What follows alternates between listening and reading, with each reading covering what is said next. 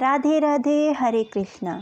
आज इस वीडियो में हम भीष्म द्वादशी व्रत कथा का श्रवण करेंगे। भीष्म द्वादशी के बारे में प्रचलित और पौराणिक कथा के अनुसार हस्तिनापुर के राजा शांतनु की रानी गंगा ने देवव्रत नामक पुत्र को जन्म दिया।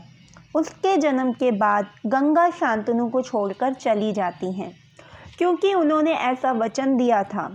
शांतनु गंगा के वियोग में दुखी रहने लगते हैं, परंतु कुछ समय बीतने के बाद शांतनु गंगा नदी पार करने के लिए मत्स्यगंधा नामक कन्या की नाव में बैठते हैं और उसके रूप सौंदर्य पर मोहित हो जाते हैं।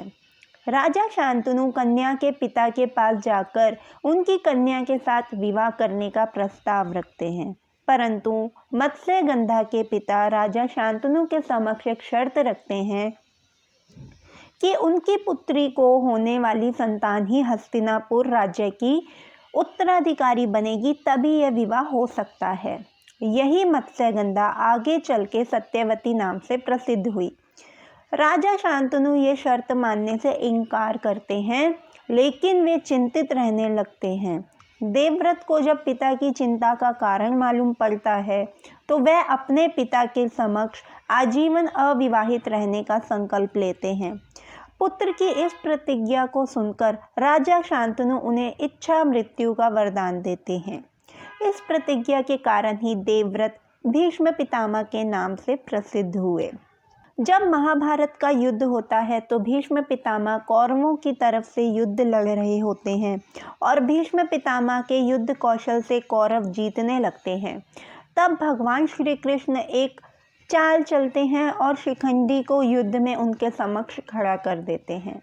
अपनी प्रतिज्ञा के अनुसार शिखंडी पर शस्त्र न उठाने के कारण भीष्म युद्ध क्षेत्र में अपने शस्त्र त्याग देते हैं, जिससे अन्य योद्धा अवसर पाते ही उन पर तीरों की बौछार शुरू कर देते हैं।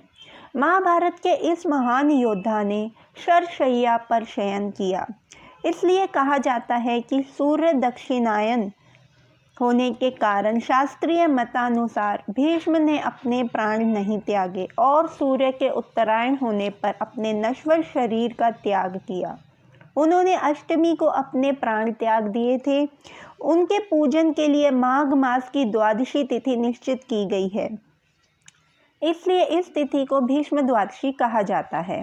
ये व्रत एकादशी के ठीक दूसरे दिन द्वादशी को किया जाता है। ये व्रत समस्त बीमारियों को मिटाता है। इस उपवास से समस्त पापों का नाश होकर मनुष्य को अमोघ फल की प्राप्ति होती है।